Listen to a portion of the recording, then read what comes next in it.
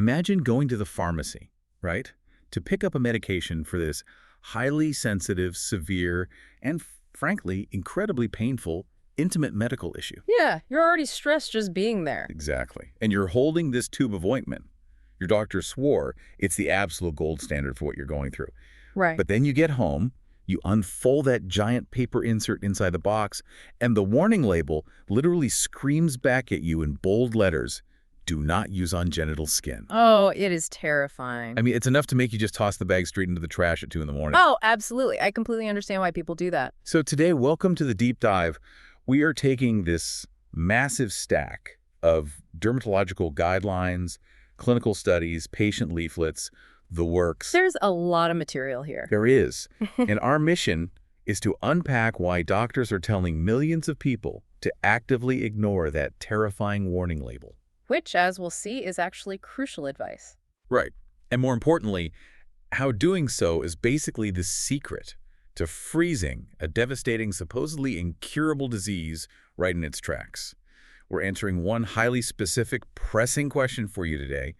Can lichen sclerosus be cured permanently? It is honestly the perfect question to ask, especially given just how contradictory the treatment landscape looks at first glance. It really does.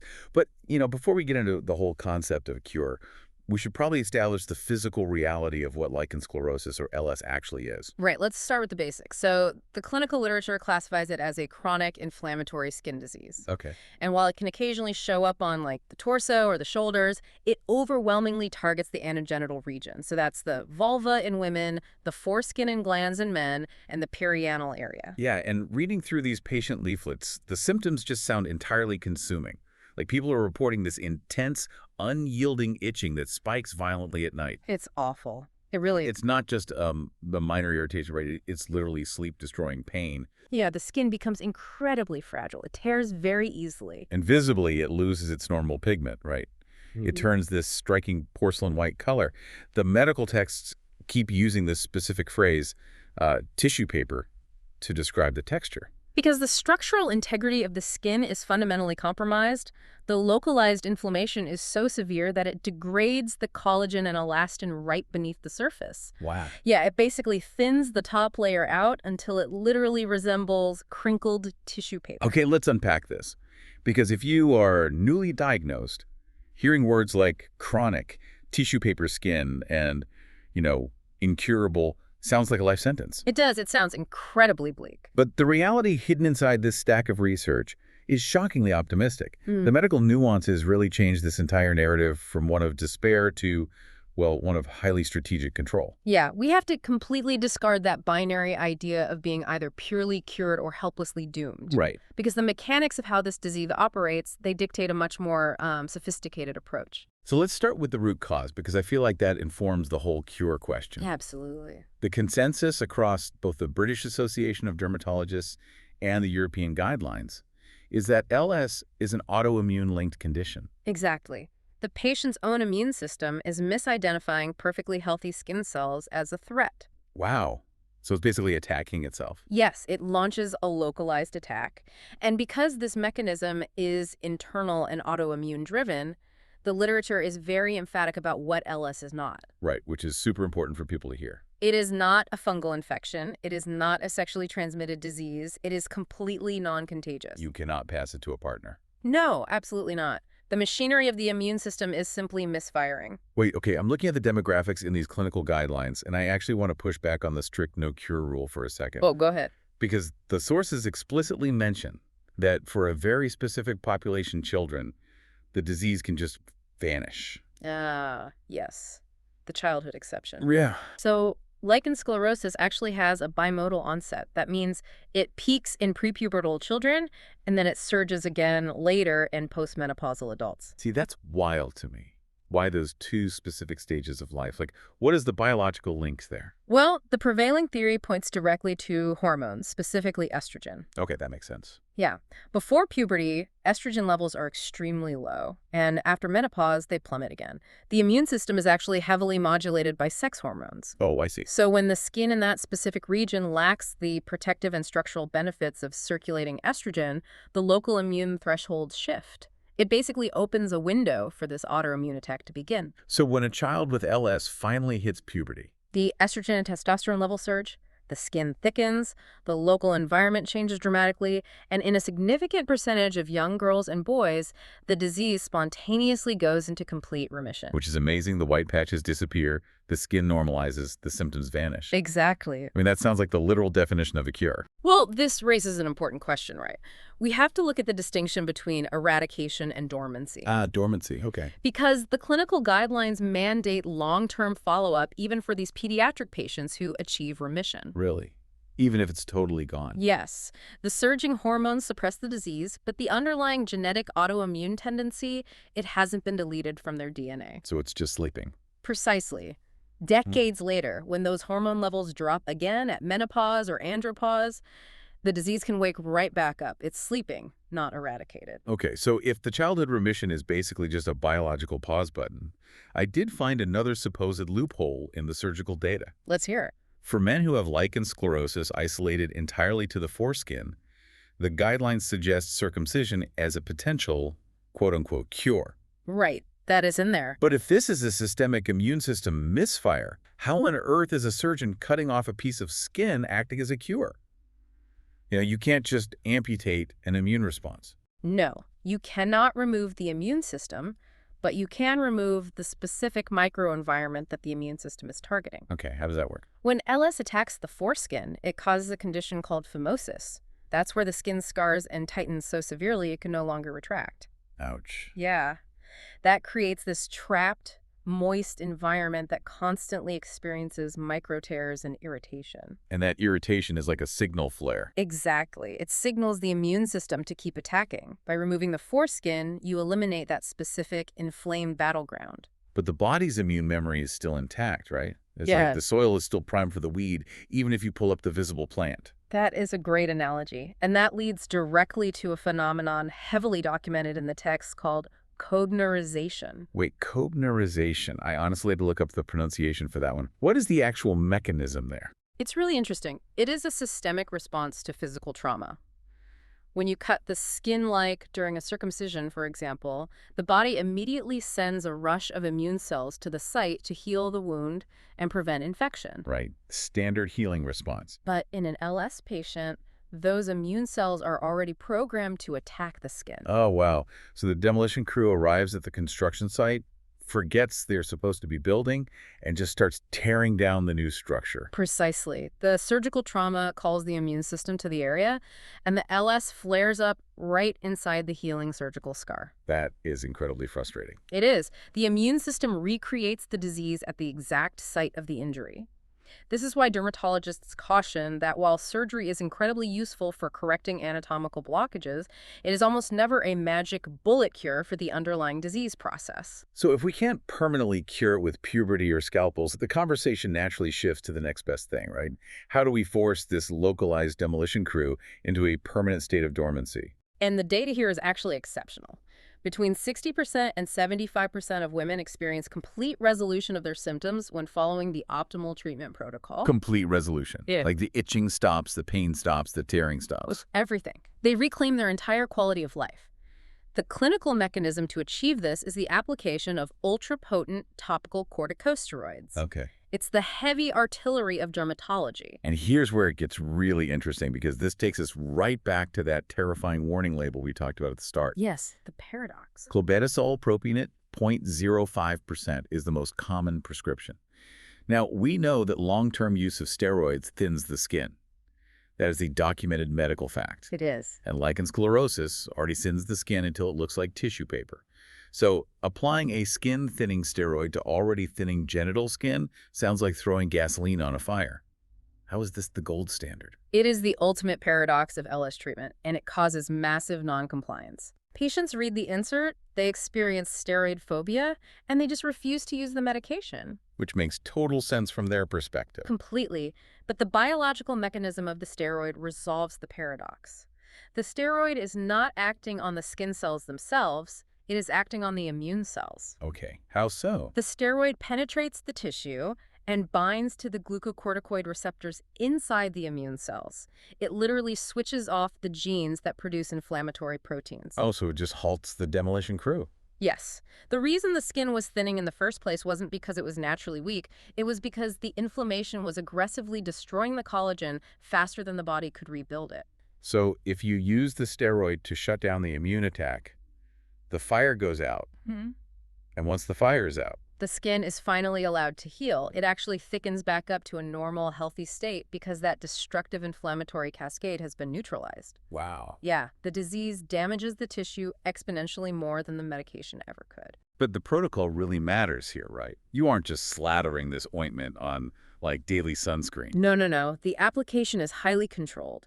Dermatologists instruct patients to use a fingertip unit. Which is, what, a tiny amount? Yeah, a tiny pea-sized amount squeezed onto the very tip of the index finger. That microscopic amount is sufficient to cover the entire affected area. That's it. That's it.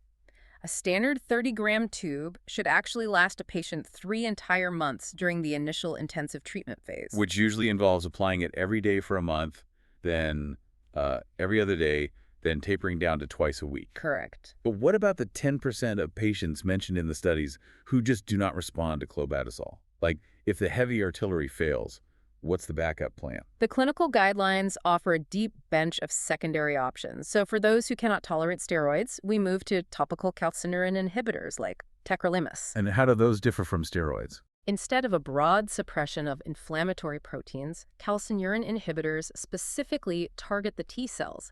They block the exact chemical signal that tells them to attack the skin. Oh, so it's much more targeted. Very targeted. They achieve immune suppression without any risk of skin thinning, though patients frequently report an intense burning sensation during the first few weeks of application. Oof, okay. Yeah. I also saw UVA1 light therapy featured heavily in the secondary options. Oh, ultraviolet light therapy is fascinating. The UVA1 wavelengths penetrate deeply into the dermal layers and trigger apoptosis. Apoptosis, that's programmed cell death, right? Exactly. It triggers that specifically in those overactive, localized immune cells. It essentially clears out the rogue cells and softens the hardened sclerotic skin. That sounds amazing. It's highly effective, particularly for extragenital LS patches on the back or shoulders, though I should note it's much harder to administer safely to the anogenital region. Right, logistically difficult. So we have steroids, immune blockers, and UV lasers. These are incredibly effective tools. But let's look at the majority. The 75% who use the steroid, the flare goes out, and by month 3, they feel totally normal. No symptoms whatsoever. Yes, the success stories. Why do the European and British guidelines universally demand that these asymptomatic people continue using the steroid twice a week, every single week, for the rest of their lives? It all comes down to the silent structural destruction the disease orchestrates, even when the physical symptoms fade. So using the steroid for maintenance isn't just about stopping an itch. It's kind of like putting rust proofing on a car's chassis. You might not see the rust forming underneath the paint, but if you don't apply the coating, the actual structure of the car will slowly weld itself together until the doors won't even open. That is the exact mechanical reality of lichen sclerosus. Even when the intense itching stops, a low-grade smoldering inflammation can persist deep in the tissue. And you wouldn't even feel it. You might not, but over years, that invisible inflammation causes severe architectural scarring. The clinical descriptions of this scarring in the sources are really visceral. They are very intense. The chronic inflammation essentially melts the distinct anatomical structures. In women, the labia minora can undergo complete resorption. Yeah. The body breaks down its own tissue, smoothing over the area until the labia literally disappear, like melting wax losing its definition. That's terrifying. And the hood of the clitoris can fuse shut, completely burying the clitoris beneath a wall of scar tissue. Which obviously causes immense pain and severely impacts sexual function.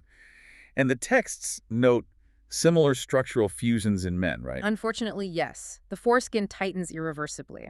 And in both sexes, the scar tissue can dramatically narrow the actual opening, so the vaginal entrance or the male urethra. Which causes major issues. It can make intercourse impossibly painful and restrict urine flow so severely that it backs up into the bladder, creating this entire cascade of urological emergencies.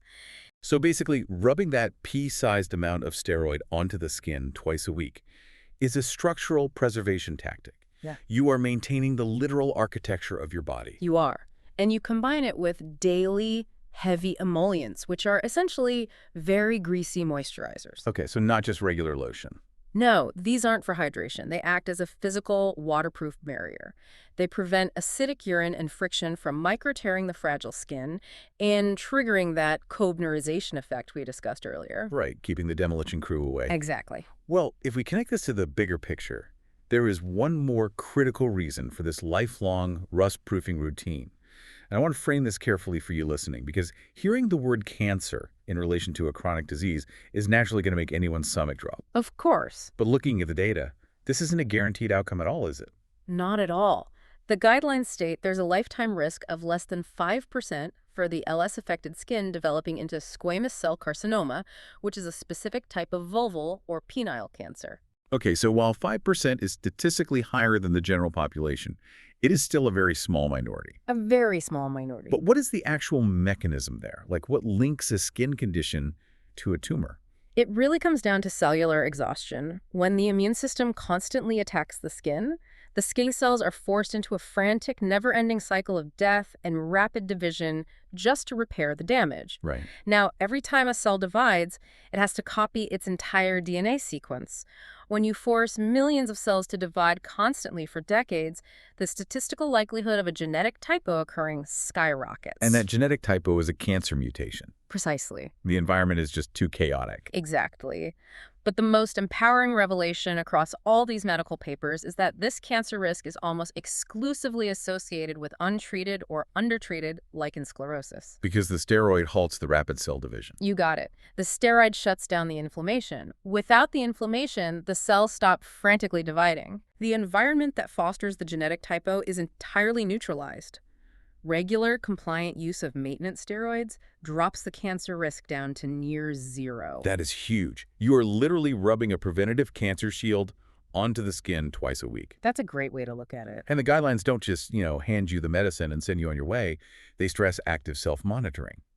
The British Society for the Study of Vulval Disease lays out a very specific self-examination protocol. Yes, they recommend that patients acquire a handheld mirror, find excellent lighting, and really dedicate time to learning exactly what their baseline anatomy looks like. Because you aren't looking for the white patches of the LS. You already know you have those. Right. You are looking for architectural changes, a sudden hard lump, an ulcer or a sore that refuses to heal after a few weeks of targeted steroid use. Any unexpected bleeding. You essentially become your own early warning system. Exactly. And if you spot a change, you don't panic. You simply flag it for your dermatologist. It shifts the dynamic entirely. The patient is no longer a passive victim waiting for the disease to act. They are an active, empowered manager of their own anatomy. So what does this all mean? If we zoom out and look at this massive stack of research, a permanent walk-away-and-forget-it cure is rare. Outside of the hormonal shifts of puberty or highly specific circumcisions, the underlying autoimmune potential remains. That's the reality of it, yeah. But to call this disease a life sentence is a fundamental misunderstanding of the science. Lichen sclerosus is incredibly treatable. Oh, the management protocols are a profound success story in modern dermatology. Really, with the disciplined use of an ultrapotent steroid to shut down the immune attack, a daily heavy emollient to block physical irritants, and a handheld mirror once a month, the vast majority of people can live completely symptom-free lives. Yes, I am. Their anatomy stays intact, the structural damage is halted, the cancer risk plummets, and the disease is forced into a deep, permanent hibernation. It is a masterclass in long-term disease control. But, as we wrap up, there is one final lingering mystery in the literature that is worth mulling over. Oh, lay it on us. We have established that LS is an autoimmune condition, right? And it frequently clusters with other autoimmune diseases like autoimmune thyroiditis or vitiligo. Right, they kind of travel in packs. They do, but this begs a fascinating, unanswered biological question. What is it about the incredibly specific, delicate microenvironment of the anogenital skin that makes the body's immune system suddenly decide to turn on it? Right, like why not the elbow? Why not the cheek? Why is the immune system drawing a target on that exact tissue? Exactly. Is it an undiscovered protein unique to that localized skin? Is it some interaction with the highly specific microbiome of the genital region? What hidden trigger is hiding in our immune system's blind spot? That is fascinating. Researchers are hunting for that exact mechanism right now, and unlocking that mystery won't just improve improve our maintenance protocols, it might finally hand us the permanent biological cure we've been looking for. It totally reframes how you look at the body's internal logic. We might have to rely on maintenance and rust-proofing right now, but the map to a true cure is being drawn in real time. Thank you for joining us on this deep dive. Keep asking the big questions, look past the terrifying warning labels to find the actual science, and most importantly, stay curious.